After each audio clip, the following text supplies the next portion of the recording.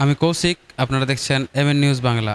আজ আমাদের সাথে उपस्थित আছেন बहुजन मुक्ति पार्टीर सेंट्रल ऑब्जर्वर वेस्ट बंगाल माननीय भांजी भाई राठौर।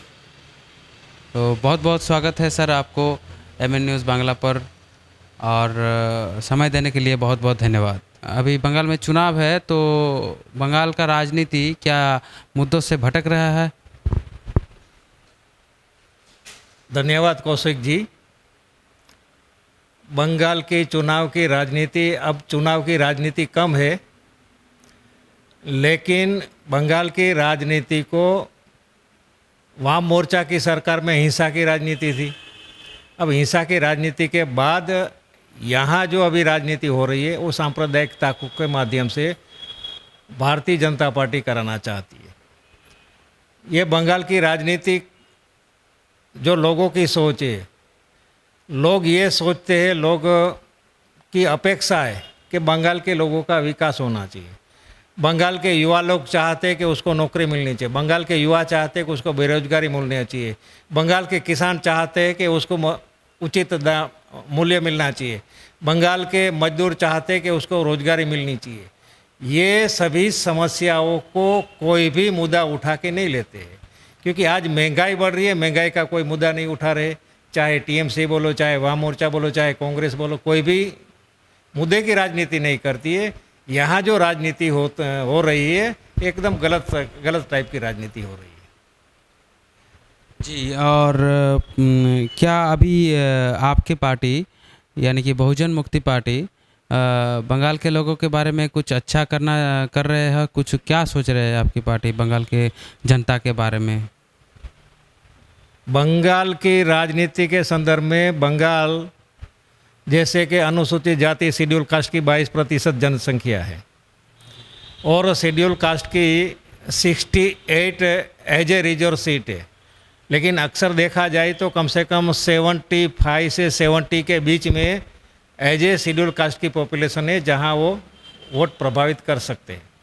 इसके अलावा जो आदिवासी है, शेड्यूल ट्राइब, उसकी रिजर्व पार्टी है 16 सीटें है, लेकिन वो भी कम से कम 20 सीटों के ऊपर प्रभावित कर सकते हैं। तो ये एससी एसटी दोनों अगर मिलके जो उसकी रिजर्व सीट है वो 84, अगर उसके ऊपर अगर फोकस करें तो एससी एसटी के लोग अपने बलबूते पे 84 सीटें जीत सकते हैं, क्योंकि यहाँ शेड्यूल कास्ट और शेड्यूल ट्राइब के लोगों का बंगाल के अंदर अभी तक कोई विकास नहीं हुआ। लेकिन बंगाल के लोगों को अब तक ये बहकाया गया कि बंगाल में जातिवाद नहीं है, बंगाल में जाति की राजनीति नहीं होती।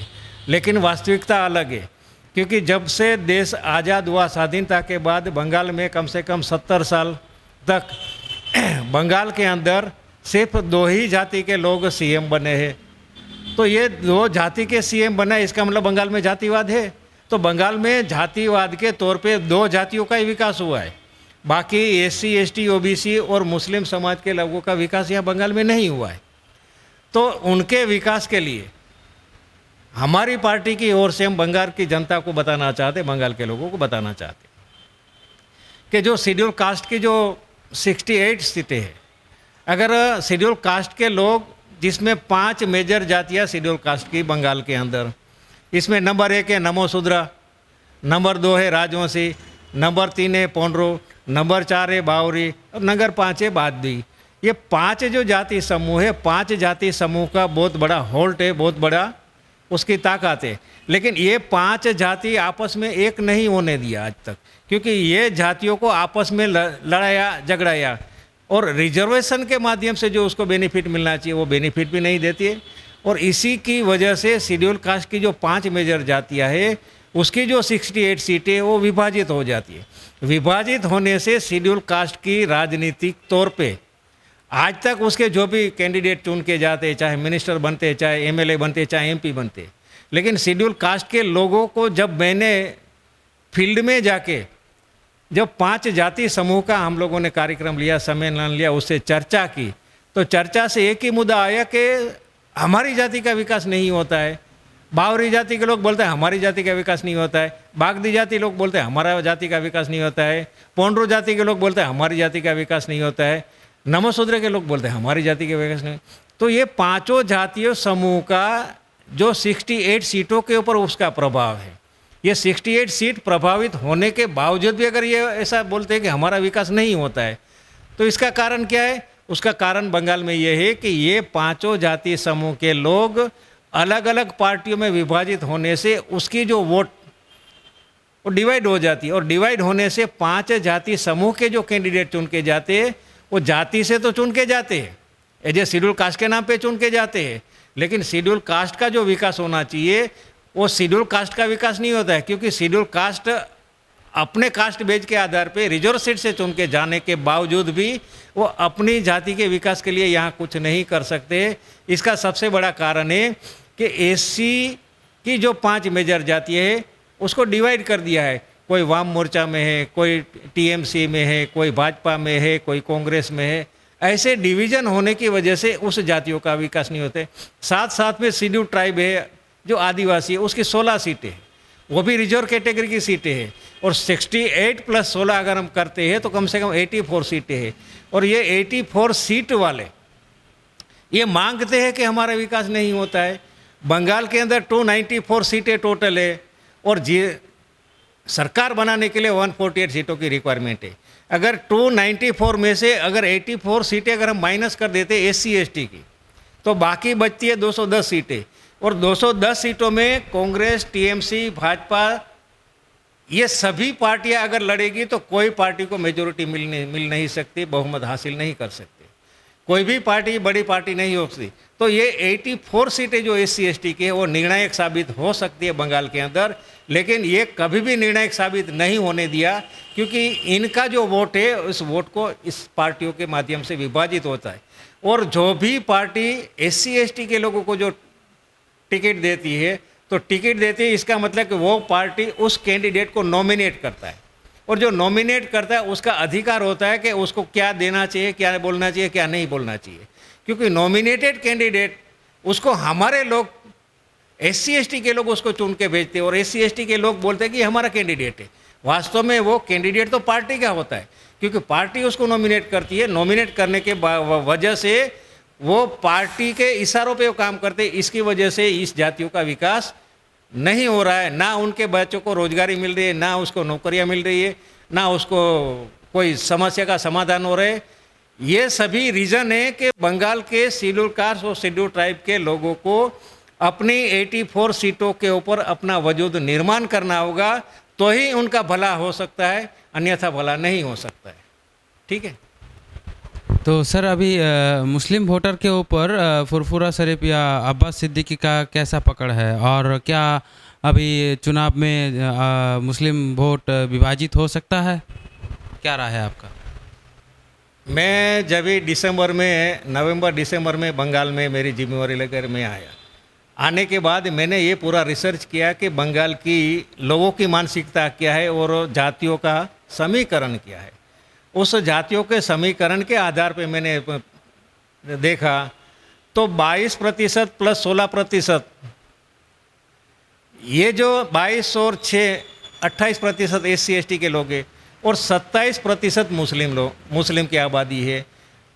ये SC ST अगर मुस्लिम अगर आपस में एक हो जाते हैं तीनों मिलके, तो उसकी जनसंख्या हो जाती है 55%, और 55% जनसंख्या होने की वजह से 84 सीटें SC ST की निर्णायक हो सकती है। और इसके साथ साथ में अगर मुस्लिम समाज के लोग अपने बलबूते पे कम से कम 50 सीटें वो जीत सकता है, ऐसा उन लोगों का भी कहना है और हमारा भी अनुमान है। और यही हम लोगों ने फॉर्मूला एक बना के जब ये हम लोगों ने लोगों के सामने इस मुद्दे को हम लोगों ने चर्चा में लिया, तो उस चर्चा के माध्यम से मुस्लिम समाज के लोगों में एक लीडरशिप निर्माण हुई, और उन लोगों को सोचने के लिए मजबूर हो गया कि ये हो सकता है, और ये हो सकता है। इसलिए जो आपने जो सवाल किया फुरफुरा शरीफ के जो अब्बास सिद्दीकी जगह, उसको भी ये एहसास हुआ कि नहीं ये तो हमारा हो सकता है, तो उसने उस दिशा में मुस्लिम समाज के लोगों की बहुत बड़ी रैलियाँ सभा करना शुरू कर दिया, और मुस्लिम लोगों को मैसेज दिया कि हम लोग एज ए मुस्लिम समाज और SC ST लोग साथ में मिलकर अगर हम चुनाव लड़ सकते तो हम सरकार बना सकते। लेकिन अफसोस की बात यह है कि अब्बास सिद्दीकी जी ने जो SC ST और मुस्लिम की बात करते थे आज वो मुद्दों से भटक गए। मुद्दों के भटकने के कारण आज मुस्लिम समाज का वोट डिवाइड हो जाएगा, और जैसे मुस्लिम समाज का वोट डिवाइड हो जाएगा तो सबसे ज़्यादा मुस्लिम समाज को होगा। और यह काम अब्बास सिद्दीकी जो को नहीं करना चाहिए, जो उसने अभी गलती की है, क्योंकि वाम मोर्चा और कांग्रेस बंगाल के अंदर समाप्ति की ओर हो रही थी, उसका कोई वजूद ही नहीं था। लेकिन अब्बास सिद्दीकी जी कंधे पे बंदूक रख के ब्रिगेड की सभा करके वाम मोर्चा और कांग्रेस ने अपना वजूद खड़ा कर दिया, और जैसे उसका वजूद खड़ा हुआ तो मुस्लिम समाज का जो वोट है वो आपस में विभाजित हो जाएगा, और विभाजित होने से मुस्लिम समाज को सबसे बड़ा नुकसान होगा। ये मेरा अपना मानना है। बीजेपी सोनार बांग्ला की बात कर रहे हैं, तो क्या बीजेपी बांग्ला को सोनार बांग्ला दे सकता है पश्चिम बंगाल को? क्या लगता है आपको? बंगाल को सोनार बांग्ला करने की बात करने वाले लोग, क्या उसने गुजरात को सोनार गुजरात किया? क्या उसने मध्य प्रदेश को सोनार मध्य प्रदेश किया? क्या उसने उत्तर प्रदेश को, उत्तर प्रदेश की जनता को उसने रोजगार दिया, युवा वर्ग को रोजगार दिया, युवा वर्ग को नौकरी दी? जब जहां उसकी प्रदेश की सरकारें हैं, उत्तर प्रदेश में देखो, गुजरात में देखो, मध्य प्रदेश में देखो, जहां उसकी सरकारें वहां वो कुछ नहीं कर सकते। केंद्र में भारतीय जनता पार्टी की सरकार है, तो भारतीय जनता पार्टी की सरकार होते हुए भी आज केंद्र सरकार के माध्यम से जो पब्लिक सेक्टर की जो कंपनियां थी, जैसे बैंक है, इंश्योरेंस है, वो उसको संभाल नहीं सकते हैं। जब संभाल नहीं सकते तो वो बेचना चाहते हैं। तो जैसे कि केंद्र की सरकार के माध्यम से आज जो भी रोजगारी जहाँ से लोगों को मिलती थी, जैसे बैंक से लोगों को नौकरी मिल सकती थी, इंश्योरेंस कैसे से लोगों को नौकरी मिल सकती थी, आज वो प्राइवेट सेक्टर में दे रहे हैं। इसका मतलब बेच रहे हैं। तो जब केंद्र में वो बेच रहे हैं तो बंगाल में आके क्या बंगाल के लोगों को सोनार बंगाल बना सकते हैं? ये बंगाल की जनता को सोचना चाहिए कि जो केंद्र में कुछ नहीं कर सके तो वो आपके बंगाल के लिए क्या कर सकते? बंगाल को कंगाल करने का काम भारतीय जुमला पार्टी कर सकती है, और ये करेगी। अगर भारतीय जनता पार्टी की सरकार यहाँ बंगाल के लोग बनाएंगे तो बंगाल के लोग कंगाल हो जाएंगे, ऐसा मेरा मानना है। अच्छा, अभी पहले तृणमूल माँ माटी मानुस की बात करते थे, तो क्या आपको लगता है कि तृणमूल माँ माटी मानुस से बिछड़ गया है? अभी टीएमसी माँ माटी और मानुस से बिछड़ गया है कि नहीं बिछड़ गया है, वो तो उसको सोचना चाहिए। अगर टीएमसी ने बंगाल के लोगों की जनता की अगर उसने आवाज़ सुनी होती तो मैं मानता हूं कि भारतीय जनता पार्टी की जो 18 सीटें संसद में उसको मिली वो शायद नहीं मिलती। तो एज ए टीएमसी को सोचना चाहिए कि भारतीय जनता पार्टी का वजूद यहाँ खड़ा हो रहा है, इसका मतलब कि माँ मानुस माटी से वो हट गए हैं। जब वो हट गए तभी तो भारतीय जनता पार्टी की 18 सीटें यहाँ आई थी। यहाँ भारतीय जनता पार्टी जीरो थी, लेकिन जीरो से अप हुई। अप होने का कारण है कि जो वोट परसेंटेज एज ए वाम मोर्चा और कांग्रेस की जो वोट बैंक थी, वोट परसेंटेज था, वो भारतीय जनता पार्टी में ट्रांसफ़र हुआ, और भारतीय जनता पार्टी में ट्रांसफ़र होने की वजह से भारतीय जनता पार्टी यहाँ मजबूत हुई। तो ये टीएमसी को सोचना चाहिए कि भारतीय जनता पार्टी को मजबूत कराने का काम वाम मोर्चा और कांग्रेस ने किया है। इसका मतलब कि वाम मोर्चा और कांग्रेस के माध्यम से भारतीय जनता पार्टी मजबूत हुई, लेकिन अब्बास सिद्दीकी के कंधे के बंदूक रख के वाम मोर्चा और कांग्रेस ने अपनी वोट बैंक को वापस बुला लिया है, ऐसा मान सकते। लेकिन ये जो इन लोगों ने वाम मोर्चा के साथ और कांग्रेस के साथ जो अब्बास सिद्दीकी जो गठबंधन हुआ है, तो मेरा ये मानना है कि अब्बास सिद्दीकी की मुस्लिम वोट बैंक कांग्रेस और वाम मोर्चा को जा सकती है, उसमें दो राय नहीं है, उसका वोट ट्रांसफ़र होगा। लेकिन वाम मोर्चा और कांग्रेस का वोट अब्बास सिद्दीकी को ट्रांसफ़र नहीं होगा। क्यों नहीं होगा? क्योंकि भूतकाल में देखा गया है कि वाम मोर्चा और कांग्रेस का वोट भारतीय जनता पार्टी को ट्रांसफ़र किया है। तो इसके लिए अब्बास सिद्दीकी को उसकी पार्टी की जो उसको कैंडिडेट होगा, उस कैंडिडेट को वाम मोर्चा और कांग्रेस का वोट ट्रांसफ़र नहीं होगा। वाम मोर्चा और कांग्रेस का वोट जहां अब्बास सिद्दीकी के कैंडिडेट खड़े होंगे वो सीधा भारतीय जनता पार्टी को उसका वोट ट्रांसफ़र होगा। इसके वजह से भारतीय जनता पार्टी की सीटें बढ़ने की उम्मीद है। अन्यथा भारतीय जनता पार्टी 50 सीटों से भी कम सीटों में जीतने वाली है। लेकिन अगर वो जिंदा रहेगी तो वाम मोर्चा और कांग्रेस उसको जिंदा करेगी और इसके लिए अब्बास सिद्दीकी को सोचना चाहिए। धन्यवाद। अच्छा, अभी ये बंगाल में चुनाव है और वो चुनाव 8 फेज में हो रहा है, तो ये इलेक्शन कमीशन क्या बंगाल के लोगों को भरोसा नहीं करते, बंगाल की जनता के ऊपर भरोसा नहीं है, या बंगाल की जनता को चोर समझते हैं? क्या लगता है आपको? चुनाव आयुक्त 8 फेज में बंगाल में चुनाव करने के लिए चुनाव आयुक्त के खुद का डिसीजन नहीं हो सकता है, क्योंकि केंद्र की सरकार के इशारों के माध्यम से चुनाव आयुक्त ने 8 फेज में चुनाव बंगाल में कराने की ये रणनीति अपनाई है। तो भारतीय जनता पार्टी को जिताने के लिए चुनाव आयोग ने ये काम किया है। तो चुनाव आयुक्त को कम से कम कोई भी पॉलिटिकल पार्टी की कठपुतली नहीं बनना चाहिए, क्योंकि ये जो चुनाव है सिर्फ बंगाल में नहीं हो रहा है। जहाँ साउथ में चुनाव हो रहा है, दूसरी जगह पे चुनाव हो रहा है, तो वहाँ फर्स्ट फेज में और थर्ड फेज में चुनाव कराए। लेकिन बंगाल में 8 फेज में चुनाव करने का मतलब है कि उसको भारतीय जनता पार्टी को यहाँ एस्टैब्लिश करने का चुनाव आयोग का मकसद हो सकता है, ऐसा मानना जा सकता है।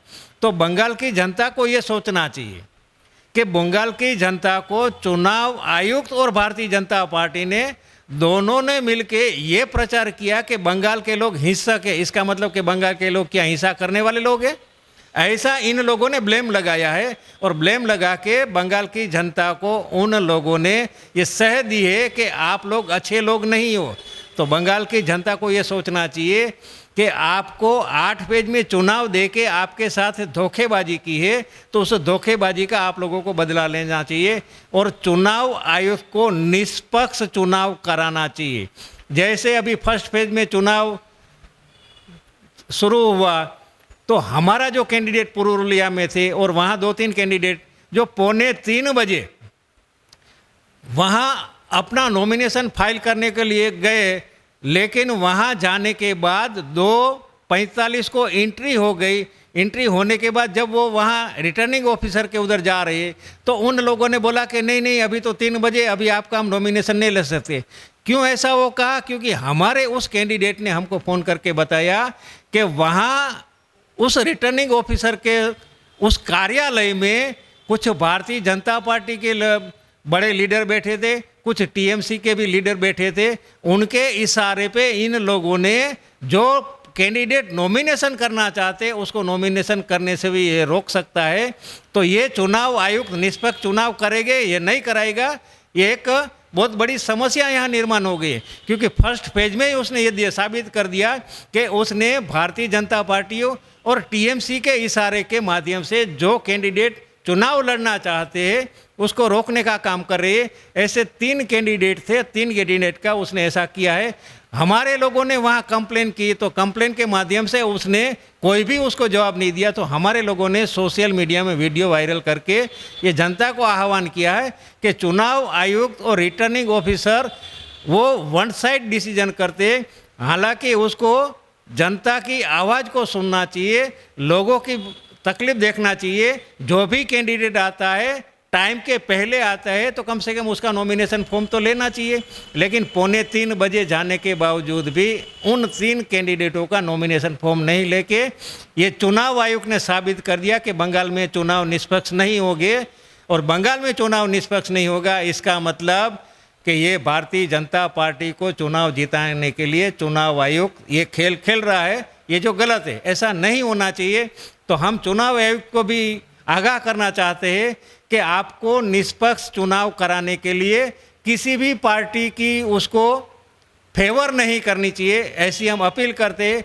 हो सकता है आगे ऐसा सोच के अगर अच्छा कदम उठाएंगे तो अच्छी बात है, वरना चुनाव आयोग के ऊपर इल्ज़ाम लगता रहेगा और इल्ज़ाम लगाना बड़ी बात नहीं है। इल्ज़ाम तो कोई भी लगा सकता है, लेकिन सबूत के साथ है, क्योंकि वहाँ जो सीसीटीवी कैमरा है वो सीसीटीवी कैमरा कलेक्टर देख सकता है। कलेक्टर ने वो सीसीटीवी कैमरा नहीं देखा, रिटर्निंग ऑफिसर का वो उसने देखा नहीं, और हमारे कैंडिडेट ने फ़ोन किया तो कैंडिडेट को उसने बोला कि आप लेट पहुँचे। अरे तुम पहले इंक्वायरी तो करो कि हमारा कैंडिडेट लेट पहुंचा है कि नहीं पहुंचा, वहाँ सीसीटीवी कैमरा देखो, उसका रजिस्टर में एंट्री देखो। वो नहीं देखा, इसका मतलब कि चुनाव आयोग और रिटर्निंग ऑफिसर बंगाल के निष्पक्ष चुनाव नहीं करा सकते, ऐसा हमारा आरोप है।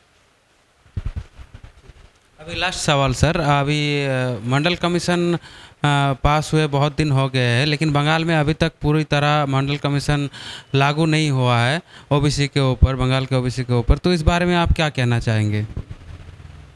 बंगाल में मंडल कमीशन लागू करने का काम बंगाल की सरकार का था, वाम मोर्चा की सरकार का था, लेकिन वाम मोर्चा की सरकार ने ओबीसी के साथ बहुत बड़े धोखेबाजी की, और उसी धोखेबाजी की वजह से मंडल कमीशन लागू नहीं किया।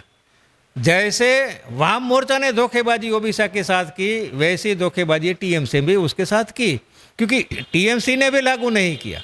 ये 27% आरक्षण की मंडल कमीशन की बात है, लेकिन बंगाल का ओबीसी के लोग को आज तक मंडल कमीशन के संदर्भ में उसको कोई भी बेनिफिट नहीं दिया गया। तो इसके लिए वाम मोर्चा जिम्मेवार है, इसके लिए कांग्रेस जिम्मेवार है, और इसके लिए टीएमसी भी जिम्मेवार है, और भारतीय जनता पार्टी तो आरक्षण के खिलाफ में है। वो तो लागू करने की बात छोड़ो, वो तो आरक्षण ही समाप्त करने की तैयारी कर रही है। जो संविधान को ही नहीं मानते, क्या वो आरक्षण को लागू करेंगे? इसलिए ओबीसी के लोगों को ये सोचना चाहिए कि ओबीसी को अपना वजूद निर्माण करना चाहिए, और वजूद निर्माण करके अपने बलबूते पे उसको आगे बढ़ना चाहिए, ना कि कोई भी पार्टी के पिछलगू बनना चाहिए। তো আপনারা শুনলেন মাননীয় ভাঞ্জি ভাই রাঠোর জির বক্তব্য, এবং ওনার মত অনুযায়ী যে বাংলায় 8 দফায় ভোট হচ্ছে, তার কারণ নির্বাচন কমিশন বিজেপিকে ফায়দা করে দিতে চায়, এবং সেই জন্য বাংলায় 8 দফায় ভোট হচ্ছে। উনি এটা বললেন যে ইলেকশন কমিশন নিরপেক্ষ নয়। ওনার পার্টি বহুজন মুক্তি পার্টি এক বিশেষ ধরনের প্ল্যান নিয়ে এসেছে, যা এসসি এসটি ওবিসি মাইনরিটির পক্ষে কল্যাণকর হবে। তারা যদি একজোট হয় তাহলে ভবিষ্যতের মন্ত্রিত্ব, ভবিষ্যতের রাজনীতি তাদের হাতেই থাকবে। এবং তিনি এটাও জানালেন যে ফুরফুরা শরীফ বা আব্বাস সিদ্দিকী বাম মোর্চার সঙ্গে যুক্ত হওয়ার ফলে মুসলিম ভোট ডিভাইড হবে, এবং মুসলিম ভোটের যে ফায়দা সেটা বাম কংগ্রেসের পক্ষেই যাবে। আব্বাস সিদ্দিকীর আইএসএফ বা আব্বাস সিদ্দিকীর পক্ষে কোনো লাভ এর ফলে হবে না, এবং এর ফলে মুসলিম ভোটারদের ক্ষতি হবে। এছাড়াও তিনি বললেন যে সোনার বাংলার বিষয়ে বিজেপি যে সোনার বাংলার নারা দিয়েছিলেন, তিনি জানালেন যে বিজেপি সোনার বাংলা করার আগে বিজেপির সোনার উত্তরপ্রদেশ বা সোনার মধ্যপ্রদেশ বা সোনার গুজরাট এর দিকে ধ্যান দেওয়া দরকার। তারপর তারা যদি সোনার বাংলার দিকে ধ্যান দেয় সেটা পরের বিষয়। আর মা মাটি মানুষ থেকে তৃণমূল একদমই সরে গেছে, এটার প্রমাণ যে গত লোকসভায় বিজেপি বিজেপির বহু সংখ্যক সাংসদ নির্বাচিত হয়ে আসাটাই তার প্রমাণ যে মা মাটি মানুষ থেকে তৃণমূল সরে গেছে। এছাড়াও তিনি জানালেন যে কংগ্রেস, বামফ্রন্ট, তৃণমূল এরা ওবিসিদেরকে বাংলার ওবিসিদেরকে ধোঁকা দিয়েছে, এবং মণ্ডল কমিশন পুরোপুরিভাবে লাগু করেনি। তো এই গুরুত্বপূর্ণ মতামতগুলি উনি দিয়েছেন, যার জন্য ওনাকে আরেকবার ধন্যবাদ জানাই। আপনারা দেখতে থাকুন এমএন নিউজ বাংলা।